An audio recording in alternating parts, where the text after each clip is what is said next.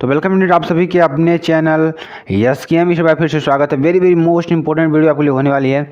Important क्यों है अभी आपको पता चल जाएगा और आपको अच्छी तरीके से पढ़ाई करनी है। Very very most important video आपके लिए होगी। और हाँ, जो भी स्टूडेंट्स हमारे साथ नए जुड़ेंगे तुरंत चैनल सब्सक्राइब कर देंगे, लाइक कर देंगे, कमेंट कर दो, शेयर कर देंगे।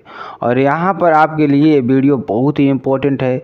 क्यों इम्पोर्टेंट है? क्योंकि इसमें वन शॉट वीडियो आपको दिया रहा है प्रत्येक चैप्टर का। अभी आज से आज के आपको पूरा हमारा पेपर दिया जाएगा जो कि आपके लिए वेरी वेरी मोस्ट इंपॉर्टेंट रहेगा। ठीक है, यहाँ बात करें कक्षा 12 सब्जेक्ट भौतिक विज्ञान वन शॉट वीडियो की बात करेंगे। ठीक है, तो हमारा क्या है, तरंग प्रकाश की चैप्टर क्या है, तरंग प्रकाश की जो इंपॉर्टेंट क्वेश्चन है वो पढ़ेंगे जो आपके लिए वेरी वेरी मोस्ट इंपॉर्टेंट रहेंगे। ठीक है, तो यहाँ पर देखिए प्रकाश तरंगों की अनुप्रस्थ प्रकृति की पुष्टि है।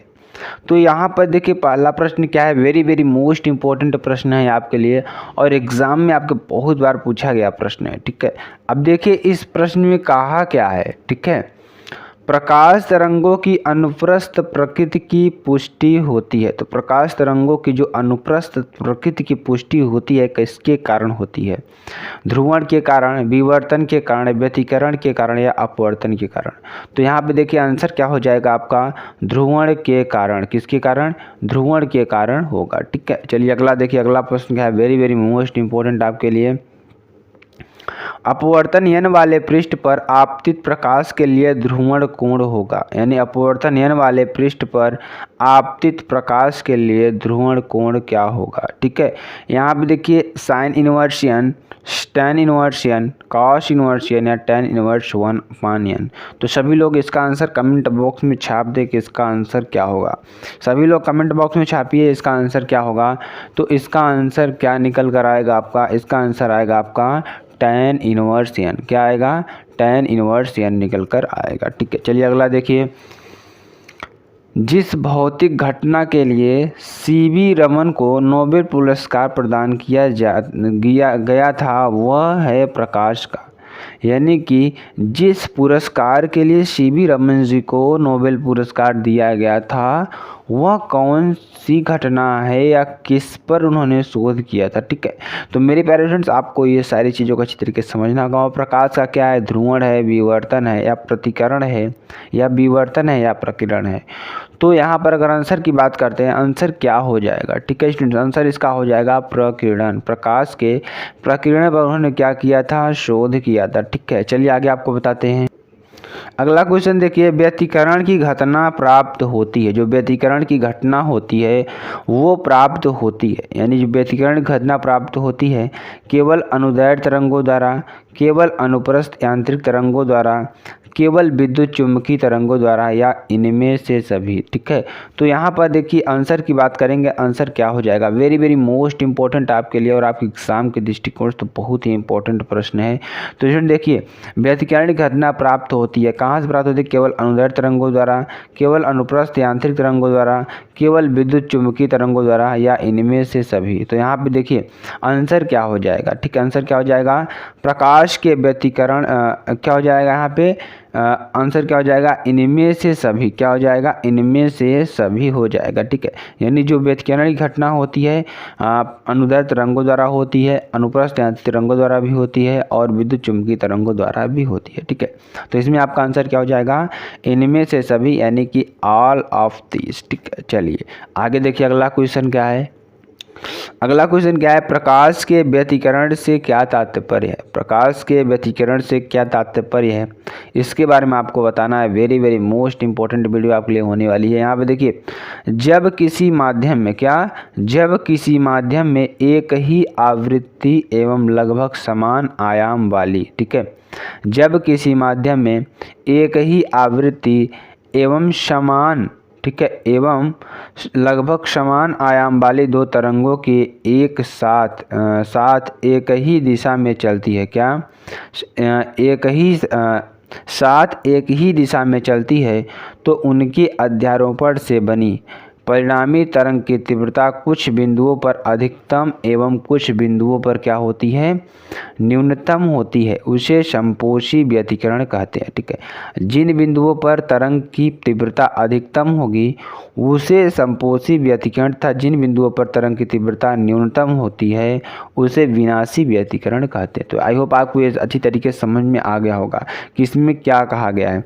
यानी जहाँ पर तीव्रता क्या होगी आपकी न्यूनतम होगी वहाँ पर समपोषी व्यतिकरण होगा, और जहाँ पर आपका जो तरंग होगी वो अधिकतम होगी उसकी तीव्रता, वहाँ पर क्या होगा विनाशी क्या होगा, वहाँ पर क्या होगा तरंग तीव्रता क्या होगी न्यूनतम होगी, वहाँ पर क्या होगा विनाशी व्यतिकरण होगा। ठीक है, चलिए आगे देखिए अगला क्वेश्चन क्या है, वेरी वेरी मोस्ट इम्पोर्टेंट आपके लिए।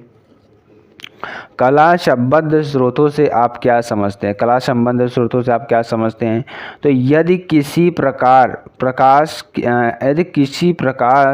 के एक ही मूल स्रोत बना लिए जाएं, यानी किसी प्रकाश के एक ही मूल स्रोत बना लिए जाएं, तो एक स्रोत की कला में परिवर्तन होने के साथ, यानी कि एक स्रोत की कला में परिवर्तन होने के साथ दूसरे की कला में भी वैसा ही परिवर्तन होता रहेगा।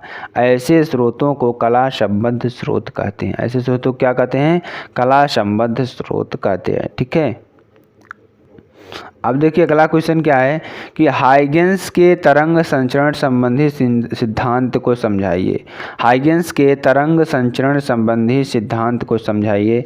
तो हाइगेंस का तरंग सिद्धांत क्या है, इस सिद्धांत के अनुसार प्रकाश तरंगों के रूप में चलता है। किसके रूप में, प्रकाश तरंगों के रूप में चलता है।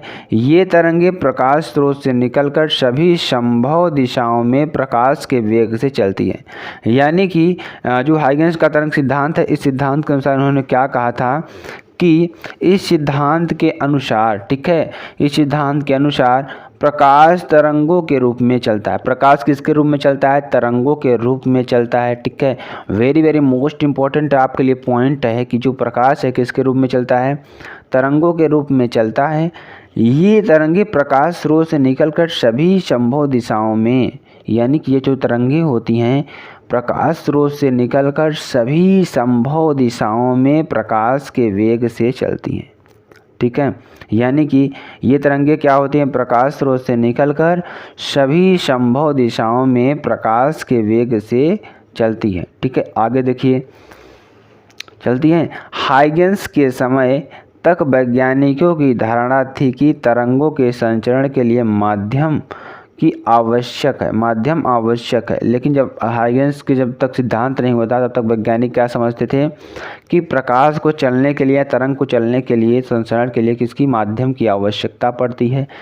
अतः हाइगेंस ने सर्वव्यापी माध्यम ईथर की कल्पना की। किसकी, जो हाइगेंस थे उन्होंने क्या किया, सर्वव्यापी, ठीक है, माध्यम ईथर की कल्पना की और यह माना कि ईथर लगभग भारहीन है। क्या है, ईथर लगभग क्या है, भारहीन है।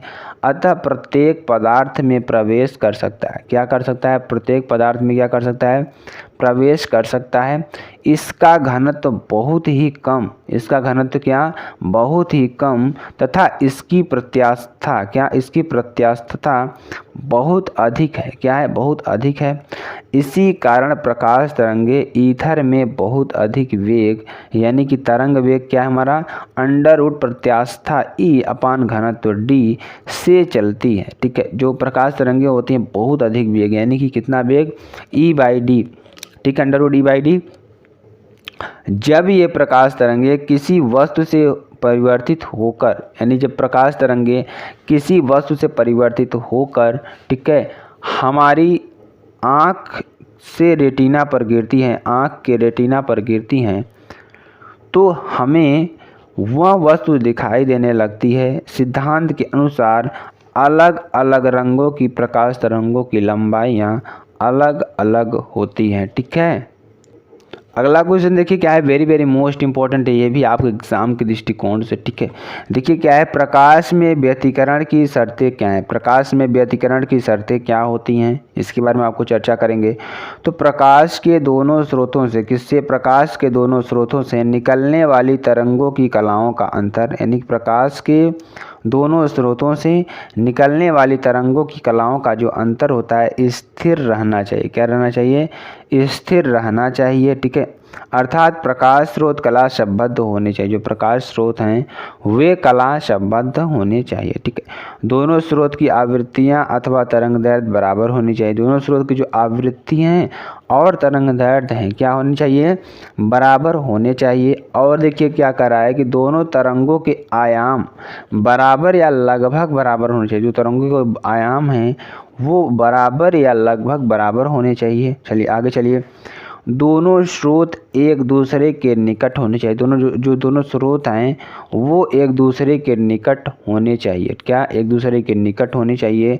दोनों प्रकाश स्रोत अत्यंत संकीर्ण होने चाहिए। जो दोनों प्रकाश स्रोत हैं अत्यंत संकीर्ण होने चाहिए। क्या होने चाहिए? अत्यंत संकीर्ण होने चाहिए। ठीक है, ऐसा न होने पर फ्रिंजों में अतिव्यापन होगा। क्या होगा? फ्रिंजों में अतिव्यापन होगा और फ्रिंजें साफ दिखाई नहीं देंगी। जो फ्रिंजें हैं वो साफ दिखाई नहीं देंगी। ठीक है, अब यहाँ पर देखिए अगला क्वेश्चन क्या है। किसी 2 × 10⁻⁵ मीटर चौड़ी स्लिट पर 5000 एंगस्ट्रॉम तरंगदैर्घ्य का प्रकाश लंबवत पड़ रहा है। ठीक है, विवर्तन प्रारूप में केंद्रीय उच्चिष्ट की कोणीय चौड़ाई ज्ञात कीजिए। ठीक है, क्या ज्ञात करना है? विवर्तन पृष्ठ में, यानी देखिए क्या कर रहा है कि विवर्तन प्रारूप में केंद्रीय उच्चिष्ट की कोणीय चौड़ाई ज्ञात कीजिए। ठीक है, तो पहले इसमें हम देख लेते हैं दिया क्या है, उसके बाद इसको सॉल्व करने का प्रयास करें। इसमें देखिए दिया क्या है। ई बराबर कितना दिया है? 2 × 10⁻⁵ मीटर। क्या दिया है? ई बराबर 2 × 10⁻⁵ मीटर। और लैम्डा बराबर कितना दिया है? 5000 एंगस्ट्रॉम। क्या? 5000 एंगस्ट्रॉम दिया है। ठीक है, तो यहाँ से इसको सॉल्व करेंगे तो 5 × 10⁻⁷ मीटर क्या हो जाएगा? 5 × 10⁻⁷ मीटर। ठीक है, और थीटा बराबर हमें निकालना है। ठीक है, लैम्डा का मान ये होगा, लैम्डा का मान यही होगा। ठीक है, अब देखिए ई का मान मालूम है और लैम्डा का मान मालूम है, तो थीटा का निकालना है। थीटा कैसे निकलेगा? प्रथम नियम तथा केंद्रीय उच्चिष्ट के बीच कोणीय चौड़ाई। चौड़ाई क्या होगा? कोणीय चौड़ाई लैम्डा अपान ई। क्या होगा? लैम्डा अपान ई होगा। ठीक है, यहाँ से देखिए 5 × 10⁻⁷ मीटर अपान 2 × 10⁻⁵ मीटर, ये दोनों मान हमने रख दिया। अब देखिए इसको काटेंगे तो 2.5 × 10⁻⁻² रेडियन क्या हो जाएगा? 2.5 × 10⁻⁻² रेडियन। ठीक है, अब देखिए क्या होगा। केंद्रीय उच्चिष्ट की कोणीय चौड़ाई, जो केंद्रीय उच्चिष्ट है, केंद्रीय उच्चिष्ट की कोणीय चौड़ाई क्या होगी? ओमेगा बराबर 2 थीटा होता है। 2 का मान 2 तो दिया है, थीटा का मान हमने अभी निकाला। क्या? 2.5 × 10⁻⁻² रेडियन। ठीक है, अब देखिए ओमेगा का मान यहाँ पे रखेंगे तो 2 × 2.5 × 10⁻⁻² रेडियन। तो यहाँ पर देखिए इसका मल्टीप्लाई कर देंगे। 2 का 2.5 का मल्टीप्लाई 2 में करेंगे डायरेक्ट दोगुना हो जाएगा। 2.5 दूना कितना होता है? 5 होता है। ठीक है, और 10⁻⁻² है तो ओमेगा बराबर कितना हो जाएगा? 5.0 × 10⁻⁻² रेडियन, जो कि आपके लिए वेरी वेरी मोस्ट इंपॉर्टेंट प्रश्न है आपके एग्जाम के दृष्टिकोण से। तो स्टूडेंट आपको वीडियो कैसे लगे कमेंट्स में बता दीजिएगा। फिर मिलते हैं नेक्स्ट वीडियो में नए टॉपिक के साथ। तब तक के लिए जय हिंद, जय भारत।